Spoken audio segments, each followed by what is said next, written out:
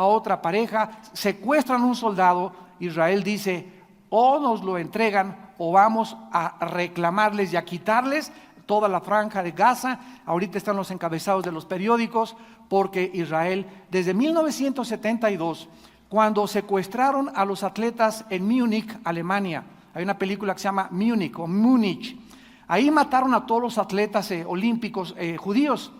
Y en ese tiempo, el que dirigía este comando de terroristas se llamaba Yasser Arafat, que ya no existe, de verdad no sabemos dónde se encuentra y solo Dios lo sabe. Pero Yasser Arafat le mandó un recado a una ministro de Israel que se llamaba Golda Meir y le dijo: si ustedes nos mandan tantas cantidades de dinero y nos liberan a tantos guerrilleros del Septiembre Negro, les devolvemos a los atletas. Entonces, en 1972, el gobierno de Israel estableció la siguiente política: nunca Israel negociará con terroristas. Y entonces Golda Meir dijo: ni modo, si los quieren matar, que los maten, pero si negociamos con ellos, el problema existe en que seguirán extorsionándonos, nos seguirán tratando como respondimos y les dimos la libertad a ciertos presos. Cada vez que necesiten ellos rescatar a alguien de las prisiones, nos van a secuestrar a grupos nacionales. Entonces Golda Meir dijo: no negociamos. Cuando supieron que no iban a negociarse, que iban a huir, como vieron ustedes en la película Múnich, y pues mataron a todos los atletas y murieron algunos de los terroristas, y los que quedaron vivos los persiguieron el Mossad, que es el servicio secreto israelí, hasta que acabaron con todos ellos. Y desde entonces Israel no hace negociaciones con terroristas. Y actualmente vuelven otra vez los de Hamas a decirle a Israel: antier le dijeron al ministro Olmert que si ellos liberaban a presos, les devolvían al soldado que tienen secuestrado. Israel dijo: no negociamos. Y rodearon con tanques, con aviones F-16, y están tratando, ¿verdad?, aunque no se los devuelvan, de poder recuperar aquello que les entregaron a través de la paz. Pero esto es un conflicto, repito, que no va a tener solución.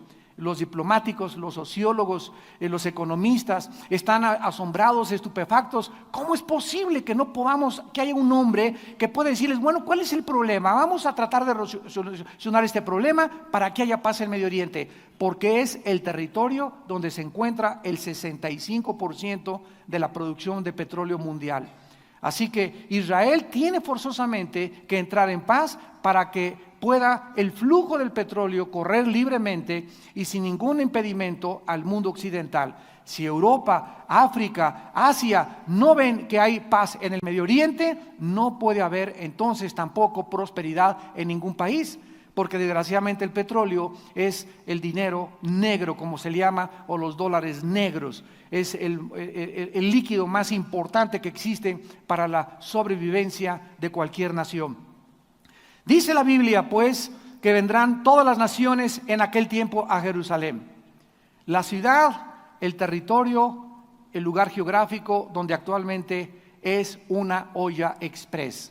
¿Por qué cuando Cristo venga van todas las naciones, todos nosotros vamos a correr a Él? En primer lugar, veamos un punto interesante en la Biblia. Cuando venga Jesucristo, van a continuar habiendo naciones en el mundo. Esto está clarísimo también en Isaías 65, en Zacarías 14, en Apocalipsis 21 y 22. Todos los profetas del Nuevo y del Antiguo Testamento hablaron y anunciaron que cuando Cristo venga, volverán a ver otra vez la formación y la división geográfica en el planeta Tierra de naciones. Entonces, estas naciones que van a existir cuando Jesucristo venga, ¿por quién van a ser gobernadas? Por el PRD, el PAN o el PRI. Ya no habrá esos partidos políticos, ni tampoco los republicanos y demócratas en Estados Unidos, ni el Partido Socialista en España, ni los republicanos tampoco en la Cámara de los Lores en Inglaterra, ni los partidos fascistas italianos, sino que cuando Cristo venga, Él será el supremo gobernante del mundo. Y Él es el que va a poner a los gobernantes. ¿Y quién creen ustedes que será presidente de México, presidente de Estados Unidos, presidente de España, presidente de Francia? ¿Quién será? La Biblia lo dice claramente en el libro de Apocalipsis, capítulo 20. Qué maravillosa es la Biblia. En este mundo de confusión que estamos viviendo y de inestabilidad social, política, económica, moral, esta palabra profética del Señor nos anima, amados santos, a seguir viviendo para Él y a esperar la bienaventurada y maravillosa segunda venida del Hijo de Dios. Dice en Apocalipsis 20, versículo 4, y vi tronos. Vean ustedes que está en plural. Y se sentaron sobre ellos los que recibieron facultad de juzgar. Los que recibieron la capacidad, la facultad de poder, ¿qué cosa? Juzgar. Y vi las almas de los decapitados por causa del testimonio de Jesucristo y de la palabra de Dios, los que no habían adorado a la bestia ni a su imagen, y los que no recibieron la marca en sus frentes ni en sus manos, y vivieron y reinaron con Cristo 1000 años. Vemos aquí en Apocalipsis que van a ser los cristianos que fueron escogidos por Dios, porque cuando estuvieron en este mundo, cuando estuvieron en esta vida, comenzaron a ejercer la facultad de juzgar. Y si ahorita en tu vida tú no eres capaz de juzgar en tu propia casa, en tu propio matrimonio, si no eres capaz de juzgar en tu propio negocio, si no eres capaz de juzgar en tu escuela, si no eres capaz de poder darle a cada persona lo que merece, si eres injusto con tus empleados y los transas y los explotas, si eres injusto con tu esposa, si eres injusto con tus padres, si eres injusto con el gobierno y eres un mal ciudadano, muy bien, dice la Biblia que lo que sembramos, lo cosechamos. Y aunque nos parezca algo superficial, tarde o temprano, todos los detalles, cuando te sometiste a la autoridad, las veces que te sacrificaste, el vaso de agua que le regalaste a alguien en el nombre de Jesucristo, todo está siendo apuntado en la computadora para que cuando tú te mueras y cuando yo me muera, todo apuntado, dice en 2 Corintios 5:10, para que nosotros sepamos que estaremos en el tribunal de Jesucristo y recibiremos todo lo que hicimos mientras estábamos en el cuerpo. Entonces los que alcancen 9 y 10 de calificación, vengan para acá. Y ahí estaremos enfrente del Rey de Reyes y podremos voltear y decir, no fue en vano lo que sufrimos por Cristo. No fue en vano haber sido santos. Valió la pena haberse sacrificado. Valió la pena haberle sido fiel a tu esposa, a tu esposo. Valió la pena no haber practicado la inmoralidad, ni haberme acostado con mi novio, ni con mi novia antes de acostarme, aunque me fui contra el mundo se fue contra mí. Valió la pena haber mantenido mis convicciones y mis valores morales. Porque todo esto que yo estoy haciendo ahorita en esta vida, lo voy a recoger cuando Jesucristo venga. Y valdrá la pena en aquel tiempo poder decir, ahora sobre poco te he puesto, sobre mucho te pondré. Eso es lo que quiso Cristo decir. Miren ustedes en 1 Corintios capítulo 6, lo que el apóstol Pablo les insinuó a esta iglesia que no querían entender estos principios. Y dice la Biblia en 1 Corintios, perdón, no es 1 Corintios, es 2 Corintios.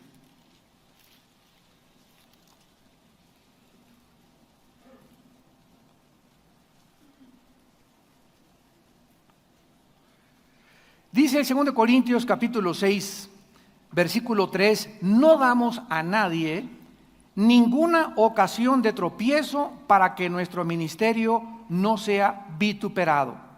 No damos a nadie ninguna ocasión de tropiezo para que nuestro ministerio no sea vituperado. Antes bien, nos recomendamos en todo como ministros de Dios, en paciencia, tribulaciones, necesidades, angustias, azotas, cárceles, etcétera, etcétera. El apóstol Pablo dijo, todas estas cosas que estoy padeciendo.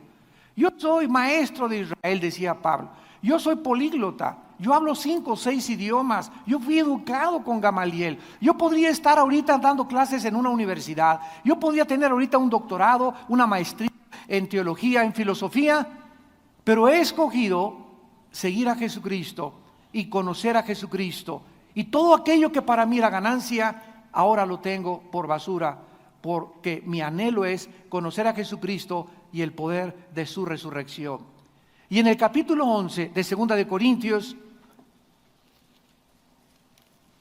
el apóstol Pablo continúa diciendo en el versículo 3: pero temo que como la serpiente con su astucia engañó a Eva, vuestros sentidos sean de alguna manera extraviados de la sincera fidelidad a Jesucristo. La amenaza se cierne sobre todos nosotros. Hay un ataque de esa serpiente que hace, y cada vez que oyes el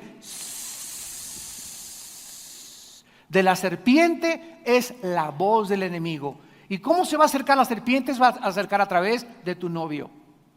Se va a acercar a través de tu novia. Y cuando ves tu novia que te hace, bueno, no va a estar así tan descarado, ¿verdad? Pero cuando veas que tu novia te dice, ¿verdad? Ay, pues ¿por qué no nos casamos ya? ¿Y qué tiene que nos acostemos antes de que podamos casarnos? O que tu novio te haga las mismas insinuaciones. O irás a través de, ¿y por qué no hacemos un negocio? ¿Para qué eres honrado? El que no tranza no avanza.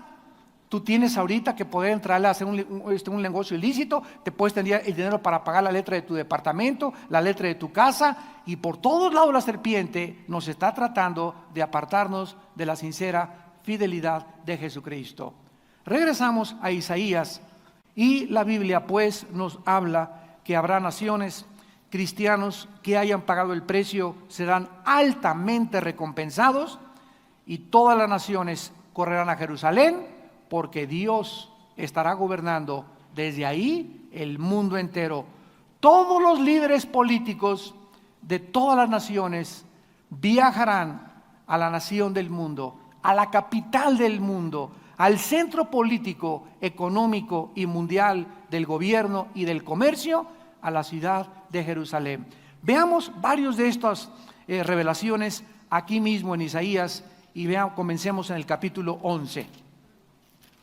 Dice Isaías capítulo 11 versículo 9: no harán mal ni dañarán en todo mi santo monte, porque la tierra será llena del conocimiento de Jehová, como las aguas cubren el mar. En primer lugar, durante estos 1000 años, cuando el monte de Jehová sea establecido, no habrá robos, secuestros, asesinatos, venganzas, guerras, revoluciones, movimientos de huelgas. No habrá absolutamente ninguna de estas cosas. Y dice la Biblia, ¿por qué? Porque el mundo entero conocerá al Señor.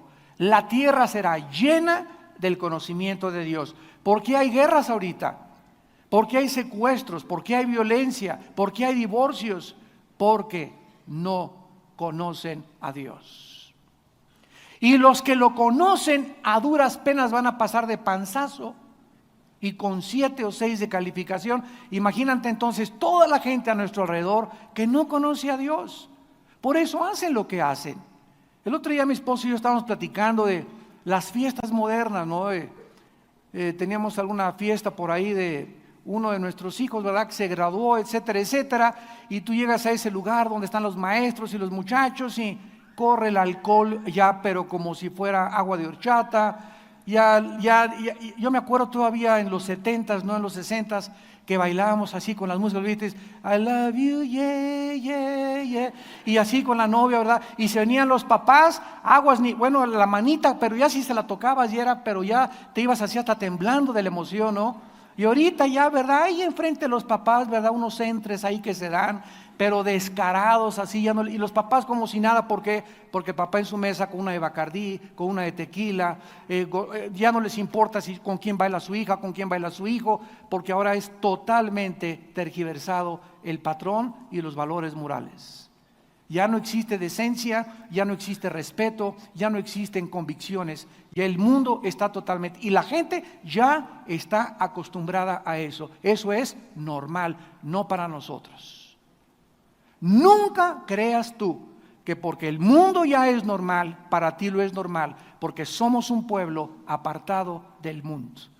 Un pueblo con altas normas que Dios nos ha llamado a vivir y a respetar y a levantar afuera, donde quiera que vayamos, y tenemos nosotros que mantener estas normas para que no podamos manchar nuestras vestiduras. Dice el capítulo 25 de Isaías, versículos 6 y 7. Jehová de los ejércitos hará en este monte. Vean continuamente cómo en Isaías se repite el monte. Hará en este monte a todos los pueblos banquete de manjares suculentos. En el milenio no hay tal cosa como que vamos a ir al cielo y en una nube con una arpa y ahí I love you, yeah, yeah, y con un angelito. En primer lugar, no hay angelitos ni tampoco angelitas, ¿verdad? Los ángeles son asexuales, los ángeles no son hombre ni mujer, no tienen sexo los ángeles. Así que no son varones ni mujeres, son ángeles, y no entendemos eso para nosotros porque estamos divididos en sexo femenino y sexo masculino. Pero cuando estemos en el milenio, no vamos a estar en el cielo va a ser aquí. Métete eso en tu cabecita, el cielo está aquí en la tierra, aquí va a ser todo en esta tierra. Va a haber naciones, va a haber líderes políticos, el centro económico mundial y social y religioso será en Jerusalén, y además cuando vayamos a Jerusalén vamos a llegar y las mesas de ostiones, de ostras, de langosta, chivo al mojo de ajo, pescado, carnes, pato al horno, pato a la naranja, sushi, el que tú quieras, van a ser manjares, pero ya sin contaminación, sin colesterol, sin ningún problema. Hasta puerco al horno vamos a poder comer ya también. No habrá absolutamente nada de contaminación, no habrá microbios, no habrá triquina, no habrá cisticercos, no habrá nada de lo que conocemos.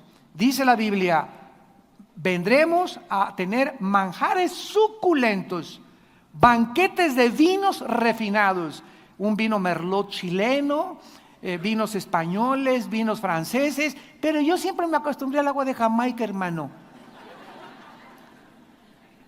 Pues vas a descubrir, ¿verdad? En aquel tiempo, desgraciadamente, ahorita la gente no se toma una copa de vino, se toma dos y a veces se acaba la botella.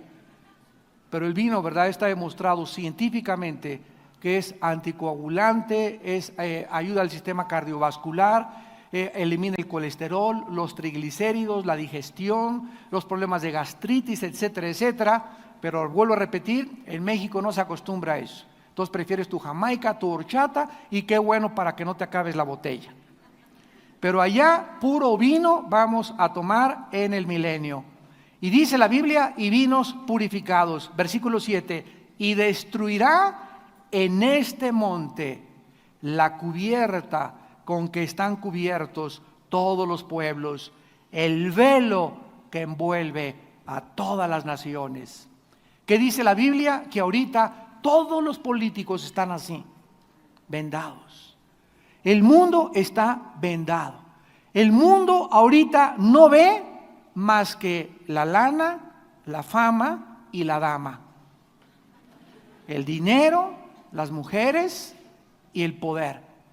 Y quiero el poder, quiero tener ahorita, quiero tener más sexo, quiero tener placeres. No ve el mundo invisible, espiritual, que es más real que el mundo que vemos con nuestros ojos físicos.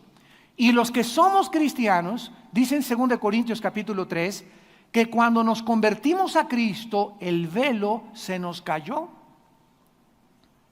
Cuando se conviertan, dice 2 Corintios 3, 18 en adelante, el velo se les cae de los ojos.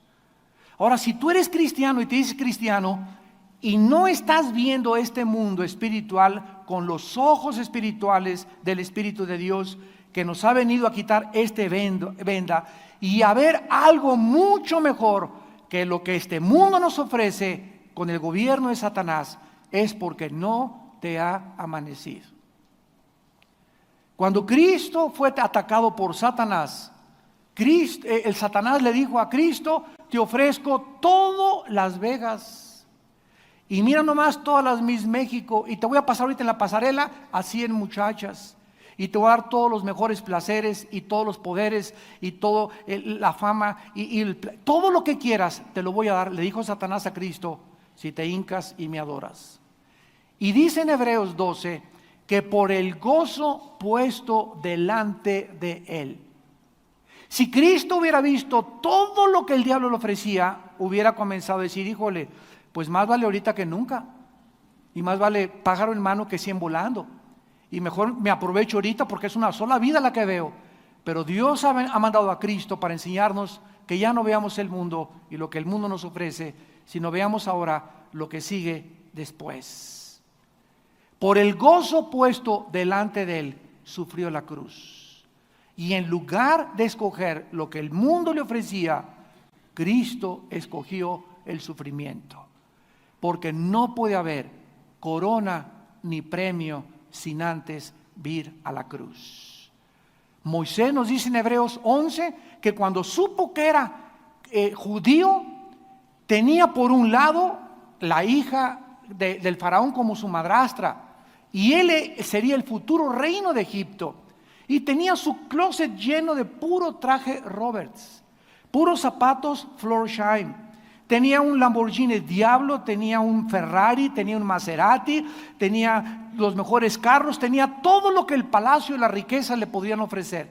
Y dice Hebreos que él escogió antes que el placer del pecado temporal, el vituperio de sufrir con el pueblo de Dios.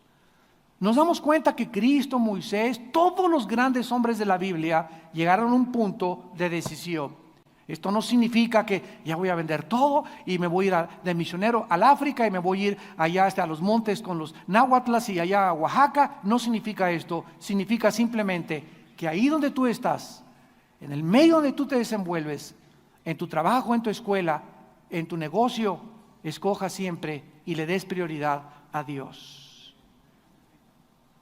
Que sea Dios primero en todas las cosas. Que si tú entras a un lugar donde se está profanando el nombre de Dios, y donde hay borrachera, y donde hay table dance, esas cosas, salte de ese lugar. Abstente de esas cosas. No alimentes tu carne. Si quieres el día de tu muerte, que puede ser hoy en la tarde, que puede ser mañana, la eternidad, amado santo, la tenemos enfrente de nosotros. Escoge el vituperio y el sufrimiento primero de la cruz, y será recompensado en esta vida y también en la otra vida que viene. Dice la Biblia en el libro de Isaías 27, vamos antes al 27, Isaías 27, 13. Acontecerá también en aquel día, todos estos pasajes que estamos leyendo son relevantes al punto de Isaías 2:3, donde el monte de Dios gobernará este planeta. Acontecerá también aquel día que se tocará con gran trompeta, y vendrán los que habían sido esparcidos en la tierra de Asiria, y los que habían sido desterrados a Egipto, y adorarán a Jehová en el monte santo en Jerusalén. ¿De qué nos habla esto? Escuchen. Antes de que el anticristo surja, y cuando comience la persecución, los judíos todavía van a volver a ser dispersados. Les espera lo peor ahorita al pueblo judío en Israel. Esto va a agravarse a tal grado en el que ellos van otra vez a ser masacrados y perseguidos. Y Hitler será como el niño del coro comparado con el anticristo, con el odio y la perversión y la crueldad con que perseguirá a este pueblo de Dios. Isaías 30, versículo 29. Vosotros tendréis cántico como de noche, en que se celebra Pascua, y alegría de corazón como el que va con flauta, para venir ¿a dónde? Al monte de Jehová, al fuerte de Israel. Ahora, todas estas cosas ya ahorita las podemos nosotros anticipar. Dice David en el Salmo 23, aderezas mesa delante de mí en presencia de mis angustiadores, y cuando venga el milenio tendremos un banquete de manjares suculentos. Pero ahorita ya podemos nosotros llegar a casita y esos frijolitos con totopos, tu agua de Jamaica, ya puedes ahorita disfrutarla y tocar flauta y alegrarte en medio de la tribulación, de tus enemigos, de nuestros enemigos, de los problemas que tenemos. Sentémonos a comer los alimentos en paz.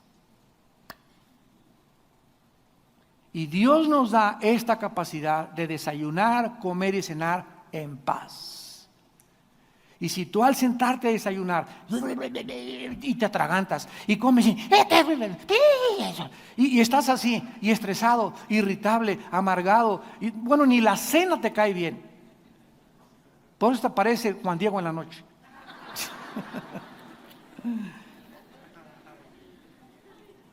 Si tú no tienes esa paz y esa tranquilidad, es porque Jehová no es tu pastor. Pero si Jehová es tu pastor, nada te faltará. ¿Y qué significa esto? Que no, si tenemos enemigos, ahí están 3 Goliaths esperándote fuera de tu casa. Y ahí están 5 gigantes. Y se está cayendo enfrente de tu negocio. Está cayendo aquello. Gracias, Padre. Yo ahorita voy a comer mis frijolitos, mis totopitos, mi agua de Jamaica, porque tú me vas a defender. Tú eres mi escudo, mi fortaleza y mi salvación. ¿De quién temeré? Él es la fortaleza de mi vida. Y cuando tú tienes esta actitud de paz, es la evidencia más grande en tu vida que confías en Él. ¿Quieres realmente darle una evidencia a los ángeles y a Dios de que crees en Dios y que tienes fe? No hay evidencia más grande que la paz. Tener paz. Y cuando tienes paz, tienes victoria. ¿Por qué? Porque la paz evidencia la fe, y sin fe es imposible. Y cuando nosotros tenemos fe y Dios nos ve tranquilos con Goliat ahí esperándote y los problemas acá, y mi hijo está tranquilo porque él sabe que yo soy su fortaleza, dice la Biblia, ninguno de los que esperan en Él serán avergonzados y todos los que miran a Él serán alumbrados. En otras palabras, cuando Dios ve eso en tu vida y en mi vida, Él entra en acción. Y entonces, como dice el cuento, ¿verdad?, que llegaron con Pepito y le dijeron, ahí te habla doña Tentación en la puerta, Pepito. Y Pepito dijo, si voy yo y le abro la puerta, me voy con ella. Mejor mando a Jesús a que le abra la puerta. Entonces, cuando estamos así en paz con el Señor, Padre, yo no voy a pelear con esos gigantes. ¿Yo quién soy? ¿Yo quién soy para resolver los problemas de mi oficina, de mi casa, de mis hijos? ¿Quién soy yo? Nadie, Padre. Pero he venido a ti precisamente, Señor, porque tú eres mi fortaleza, mi pronto auxilio en todas mis tribulaciones. Y mandamos a Dios, y cuando Dios ve eso, Él pone en acción a sus ángeles, y Él va y se encarga de esos problemas, de esas situaciones, y comenzamos nosotros a vivir una vida en abundancia, y de veras una vida en abundancia. ¿Por qué? Porque confiamos en aquel que dijo, no te dejaré ni te desampararé. Isaías 56, versículo 7. Isaías 56, versículo 7. Bendita la palabra de Dios. Dice Isaías 56, versículo 7, y los llevaré a mi santo monte, otra vez, por todo Isaías, el monte de Dios. Y los recrearé en mi casa de oración. Sus holocaustos y sus sacrificios serán aceptos sobre mi altar, porque mi casa será llamada casa de oración para todos los pueblos. ¿Qué vamos a hacer? Al llegar ahí a Jerusalén, vamos a adorar a Dios y vamos a orarle a Dios. Y orar, ¿verdad?, es no llegar ahí a Jerusalén, hincarnos todos y Jesucito mío, amén. Orar es platicar. La palabra proseuchomai en el griego es tener contacto con Dios, es decirle, Padre Jesús, te adoro y te bendigo. Ir en tu carro, Señor, gracias por esta lluvia que está cayendo. Mire qué bonito está el granizo que está cayendo. Y Señor, gracias porque ya se oscureció el sol y ya se oscureció todo. Híjole, si vienes ahorita, qué padre, Señor. Y si me voy a la barranca, pues mejor para mí el morir es ganancia. Por donde tú le busques, por donde tú le busques, todo contribuye a nuestro bien. Isaías 65. Isaías 65, versículo 11. Y aquí vienen advertencias al acabar el libro. Isaías 65, versículo 11. Pero vosotros, los que dejáis a Jehová, que olvidáis mi santo monte, que ponéis mesa para la fortuna, o sea, aquellos que les gusta el juego. No estoy hablando de ajedrez, ni de vagamo, ni juegos así que a veces le pones 20 centavos. Estoy hablando de la ruleta rusa, estoy hablando de irte a Las Vegas a jugar, etcétera, etcétera. Es el inicio de una droga. Siempre el juego lleva a la adicción. Pregúntales de los miles, cuando vas a Las Vegas, en el Caesars Palace hay un grandísimo, me van a preguntar, ¿y usted cómo sabe? Ahorita les digo por qué. Pero en el Caesars Palace hay un grandísimo, como un pizarrón grande, donde están, desde que se fundó en Las Vegas, ¿quiénes han ganado? Escuchen, ¿quiénes han ganado más de $50,000? Más de $50,000, y son 7 personas. Los que han ganado $100,000, que tú has ganado $100,000, y los que han ganado $500,000, ¿qué crees que les pasó? Después de que ganaron eso, regresaron y perdieron todo. ¿Por qué? Porque creen que si ganaron 500,000, hay algo aquí como un detonador dentro del ser humano que te dice, ahora apuesta el doble, y ahora apuéstalo todo. Y siempre es la trampa de Las Vegas. Son 1 entre 50,000. Esta es la estadística que está ahí. Hay 1 entre 50,000 los que ganan. Y repito, ¿por qué? Porque los que dicen que ganan vuelven a caer en la trampa y hasta la señora la dejan empeñada. Unos con mucho gusto. Dicen hasta que por fin, ¿verdad? Y suministráis libaciones para el destino. Todos aquellos que son discípulos de Walter Mercado. Todos aquellos que creen que el destino está en la astrología, que está en los horóscopos. Dice la Biblia, ustedes que se olvidan mi santo monte y ponen mesa para la fortuna y libaciones para el destino. Isaías 65, 25. El lobo y el cordero serán apacentados juntos. O sea, ya no habrá ferocidad en los animales. Habrá lobos en el milenio, habrá leones, cobras, víboras. El león comerá paja como el buey, y el polvo será el alimento de la serpiente. No afligirán ni harán mal en mi santo monte, dijo Jehová. Vamos a poder salir a la selva, meternos ahí a los arbustos, y te va a salir una cascabel. Venga, le vas a hacer así, venga, mi nena. Al león le vas a hacer y va a venir el león y se va a echar junto contigo. Tú te vas a acostar ahí arriba del león. Va a venir un borreguito y se va a acostar junto con el león. No habrá absolutamente ferocidad, no habrá rosas con espinas, no habrá veneno en los alacranes ni en las arañas. Todo absolutamente será transformado, la ecología, la ferocidad, la capacidad humana para adorar a Dios, porque este era el propósito original de Dios. Y finalmente dice Isaías capítulo 66, versículo 20, y traerán todos vuestros hermanos de entre todas las naciones por ofrenda a Jehová.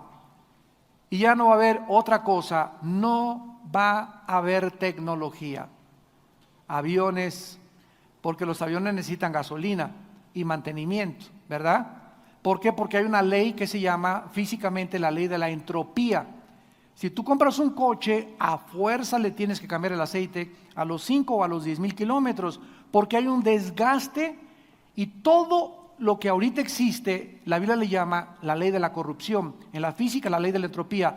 Todo se echa a perder. Tenemos que darle mantenimiento al techo, a la casa, bolearte los zapatos, cortarte el pelo, mantenimiento a tu coche, pintar, resanar, porque todo tiende al desgaste, a la corrupción, al deterioro. La primera y la segunda ley de la termodinámica. Pero cuando Cristo venga, estas leyes que están gobernando de la corrupción y el desgaste no van a existir. Entonces vamos otra vez como el llanero solitario. En nuestros caballos, y vamos a ir en caballo, dice la Biblia, en mulos, a mi santo monte, y todos los hijos de Israel traen la ofrenda en utensilios limpios a la casa de Jehová. Oye, hermano, pero de Acapulco a Jerusalén ya hace mucho tiempo en burro.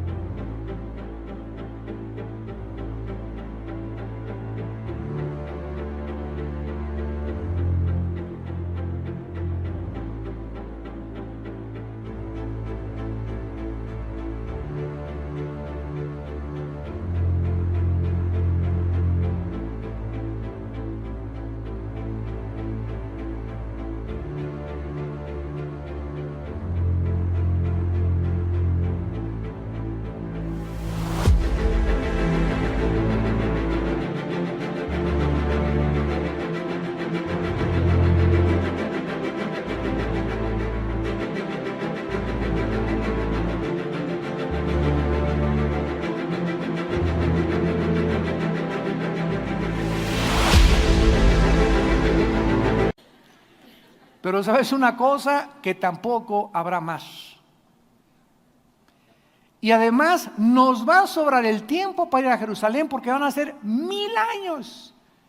Y un niño de 200 años será niño. A los 500 años serás joven. A los 800, 900 serás ahorita como de 50, 60 años de edad. Así que por eso no hay problema del tiempo que nos llevará, porque además vamos a pasar por valles, por bosques en caballo con la familia, vamos a pararnos aquí en el lago, miren los patitos tan lindos, vamos a pararnos aquí, vamos a mirar los leones, mira ahí está una jirafa, ahí está un león, vamos a bajar a jugar con la serpiente y va a ser una aventura ir a Jerusalén, a escuchar. Regresamos a Isaías 2, lo que vamos a aprender. Y terminamos aquí y dice el versículo 3, vendrán muchos pueblos y dirán, o sea que, cuando vayamos hacia Jerusalén en nuestros caballos, en nuestros camellos, en los burros, en lo que vaya a ser, vamos a ir en el camino encontrando mucha gente que aún no sabe, escúchenme bien, que aún no sabe que Jesucristo está en Jerusalén. ¿Quién es esta gente que habrá sobrevivido a la Tercera Guerra Mundial o a la batalla del Armagedón? Será toda esa gente, y la Biblia dice que van a ser la tercera parte de la humanidad. En Zacarías dice la tercera, o en varias partes de la Biblia enseña la Biblia esto. Cuando venga Cristo y venga la Tercera Guerra Mundial, no hay tal cosa como el fin del mundo. Eso será después del milenio, cuando creará Dios nuevos cielos y nueva tierra. El milenio es una cosa y los nuevos cielos y la nueva tierra serán otra cosa. En los nuevos cielos y la nueva tierra será la nueva Jerusalén. Pero primero es el milenio y después es la nueva Jerusalén. No confundas la magnesia con la gimnasia. Entonces vamos a ir caminando y esta tercera parte va a sobrevivir. Y pues muchos que estaban ahí en los montes, ahí en Oaxaca, en la sierra, etcétera, etcétera, muchos indígenas no saben ni qué les pasó. Creemos nosotros, no, los pobres, si les damos educación y les damos tecnología y su bochito, a todos van a ser felices. ¿Y cuánta de esa gente es mucho más feliz en el campo que muchos citadinos? Nada más compara un indito ahí tranquilo, ahí sembrando, viendo el monte. Y esto es lo que hacen, ver la vaquita todo el día y ver el cielo. Y aquí en la ciudad, quítate, no me estorbes.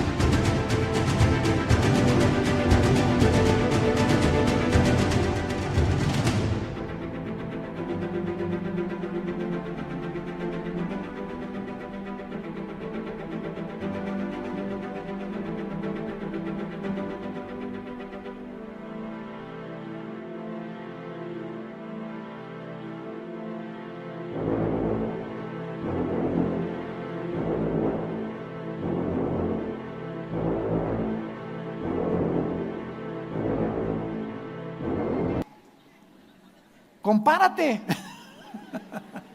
¿Verdad? Pero nos creemos porque tenemos un coche, porque tenemos esto, que eso es lo que hace feliz al hombre, y es la grande mentira. No hay como el campo y la tranquilidad, y dichosos aquellos, ¿verdad? También que viven en provincia.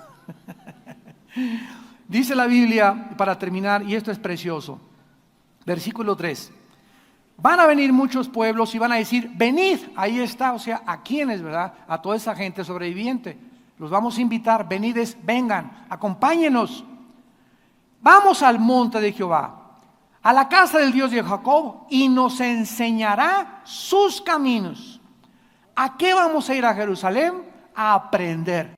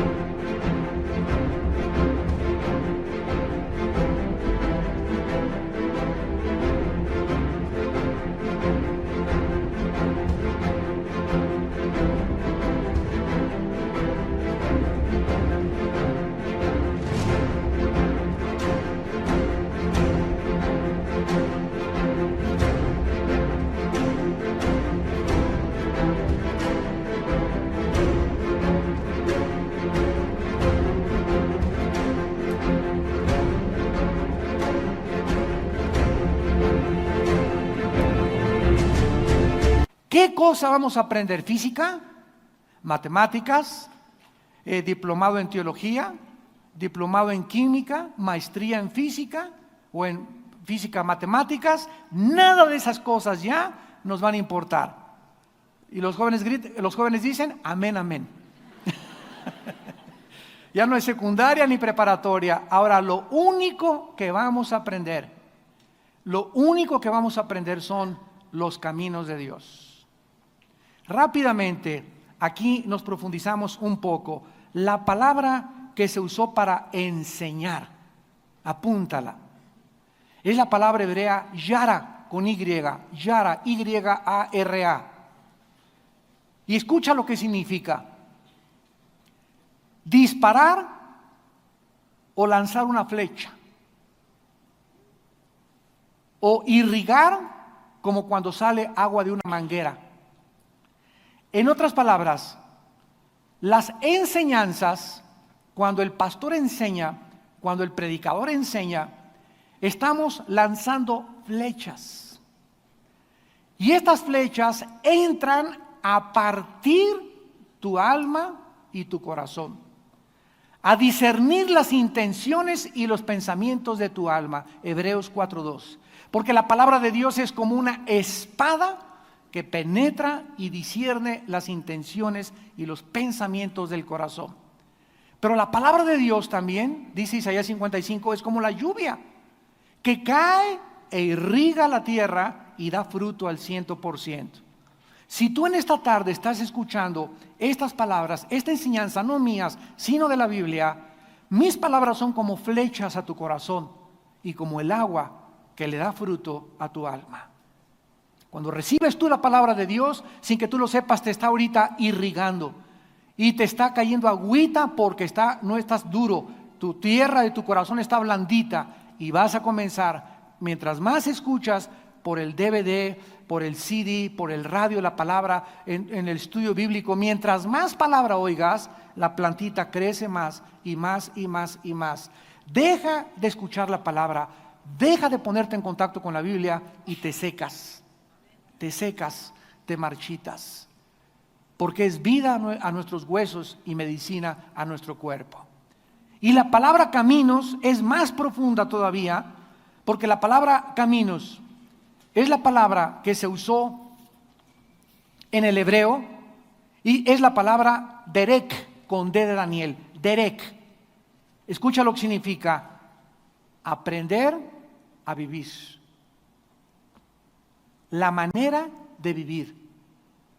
A ver, yo no puedo caminar por los caminos de Dios si antes alguien no me enseña cómo caminar por ese camino. O sea, la enseñanza precede a los caminos. Pero primero aprendo cómo vivir. ¿Quién me enseña cómo vivir ahorita? La Biblia. La Biblia me dice cómo ser esposo, cómo ser esposa, cómo ser estudiante, cómo ser empleado, cómo ser profesionista, cómo ser gobernante. La Biblia nos enseña todo. Y ya que aprendemos, tenemos que poner en la práctica y caminar por esos caminos de Dios. Y esos caminos de Dios son los que nos llevan siempre, siempre. Al final hay paz, tranquilidad, justicia, gozo, amor, porque estás caminando en los caminos de Dios. Y dice en Isaías 55, 8, 9, mis pensamientos no son vuestros pensamientos, ni mis caminos son vuestros caminos. Entonces, si los caminos de Dios, el camino del hombre, repito, es el camino a la felicidad, a hacer dinero. El camino a la felicidad, tener una carrera. El camino a la felicidad, ser Miss México, la guapura, la belleza. Esos son los caminos equivocados que nos llevan a la muerte. Y como los caminos de Dios no los conocemos, la Biblia nos los está comenzando a enseñar. Y Cristo bajó a la tierra a comenzar a enseñarnos cómo vivir. ¿En qué se encuentra verdaderamente la felicidad? Y la felicidad no se encuentra en la fama, la dama y la lana. La felicidad se encuentra en vivir para los demás, en una vida de sacrificio por los demás, en una vida de sacrificio de nuestros deseos y nuestros placeres carnales, en una vida donde tienes las vendas caídas y ahora ya ves lo que está puesto delante de nosotros. Dice en Romanos 8, les digo, hermanos, que las aflicciones del tiempo presente no son comparables con las glorias que nosotros se van a manifestar. Y como creemos que la Biblia es la palabra de Dios, vivimos en este mundo y caminamos por los caminos de Dios. Y los caminos de Dios tienen dos nombres. Es el camino de la santidad y es el camino de la justicia.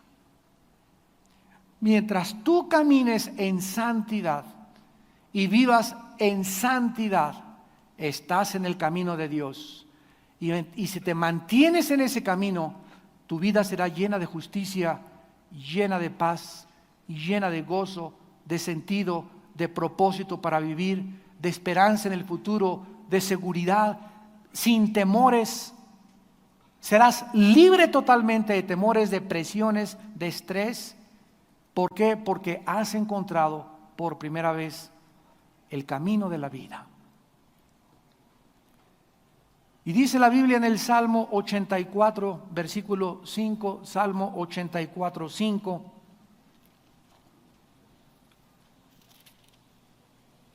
Bienaventurado el hombre que tiene en ti sus fuerzas, en cuyo corazón están tus caminos. Dichosos los que ya están caminando ahora, para que cuando lleguemos a Jerusalén ya tengamos algo de conocimiento de los caminos de Dios. Dice el Salmo 86, versículo 11. Enséñame, oh Jehová, tu camino, caminaré yo en tu verdad. Afirma mi corazón para que tema tu nombre. David le rogaba a Dios y le pedía, Señor, enséñame, porque tenemos que aprender. No podemos caminar y adentrarnos en una carretera sin antes haber consultado un mapa. Tenemos que checar el mapa, y el mapa es la Biblia, para que podamos caminar y no tomar un camino que parece derecho y su fin sea camino de muerte. Dice el Salmo 95, versículo 10. 40 años estuve disgustado con la nación y dije, pueblo que divaga de corazón, no han conocido mis caminos.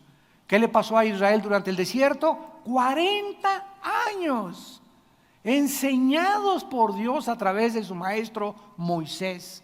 ¿Te imaginas ir 40 años a la escuela y no aprender? Tú puedes decir, se necesita ser muy bruto, pastor, para deber ser tan cabezón. Pero no era falta de inteligencia, y no estamos hablando de falta de capacidad de aprendizaje, estamos hablando de falta de voluntad y de consagración. ¿Y cuántos cristianos cuando Cristo venga van a tener aquí en la iglesia 10 años, hasta el colchón tenían aquí, hasta aquí dormían? Y oyeron, y oyeron, y oyeron, y oyeron, y oyeron, pero nunca lo que oyeron, lo pusieron en la práctica, nunca se adentraron en sus caminos, nunca dijeron, voy a poner y voy a aventarme en esa aventura a seguir a Dios para saber si es cierto lo que dice su palabra, sino que solamente cuando venga Cristo serán fenómenos, tendrán una cabeza así como globo. Y van a saber de Moisés y de Efesios y de diplomados y del Antiguo Testamento, pero nunca pudieron, ni siquiera en su propia familia, poner en práctica lo que Dios les enseñó. Y dije, estoy disgustado porque divagan en su corazón. Y finalmente dice el Salmo 103, versículo 7, Salmo 103, versículo 7, sus caminos notificó a Moisés y los hijos de Israel sus obras. ¿Qué es lo que actualmente el pueblo de Dios anhela ahorita? Ver obras. El mar Rojo se abrió, qué maravilloso, qué espectáculo. Y para acá a la derecha y para acá a la izquierda y cayeron pichones y pavo al horno y pollo asado a la naranja. Del cielo, de las nubes cayeron el desierto. Las rocas dieron agua. Vieron obras, milagros, milagros, milagros, milagros. ¿Quién dice que al ver los milagros nos vamos a convertir? No es cierto, no es cierto, no es cierto. La fe no es por el ver, la fe es por el oír, y el oír por la palabra de Dios.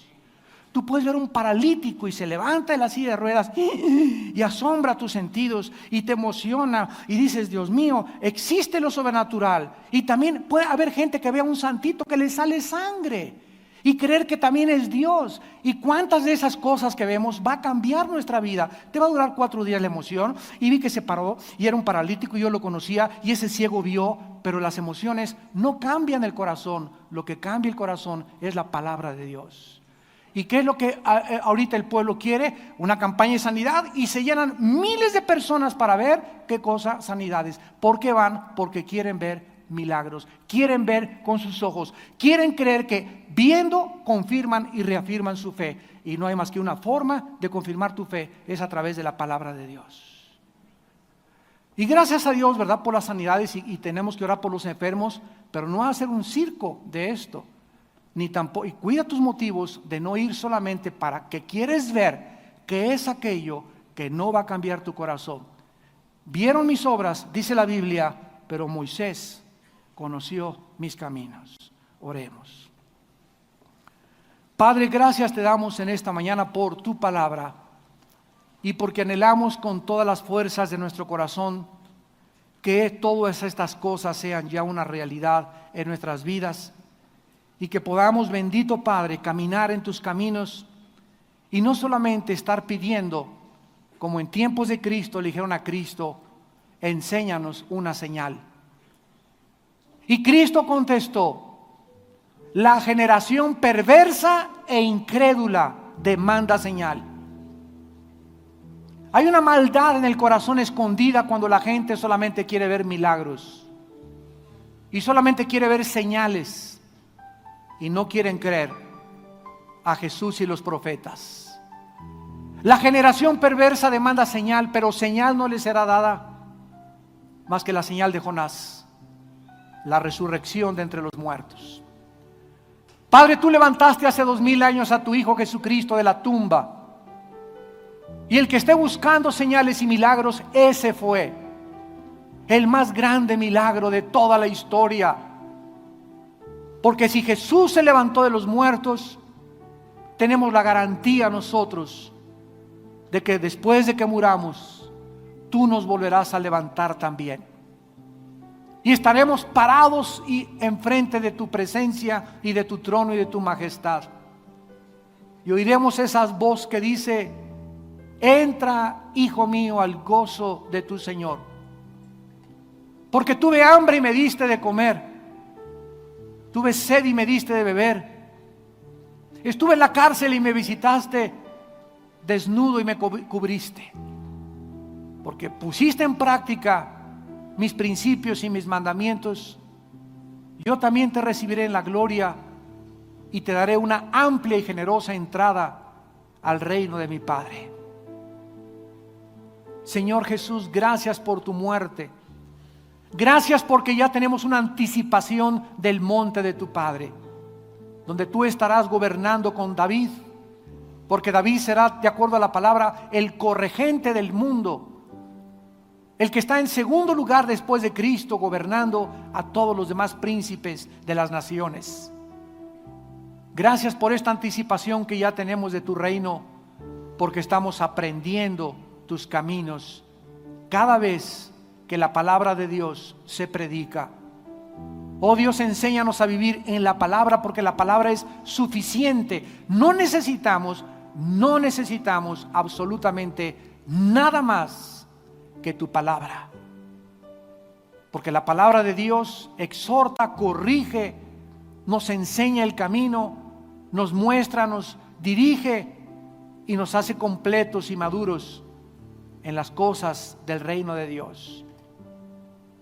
En esta tarde tal vez hay algunas personas, ustedes que nos ven por la televisión, que aún ni siquiera conoces al Señor. O tal vez eres una persona como miles en el mundo que vienen a la iglesia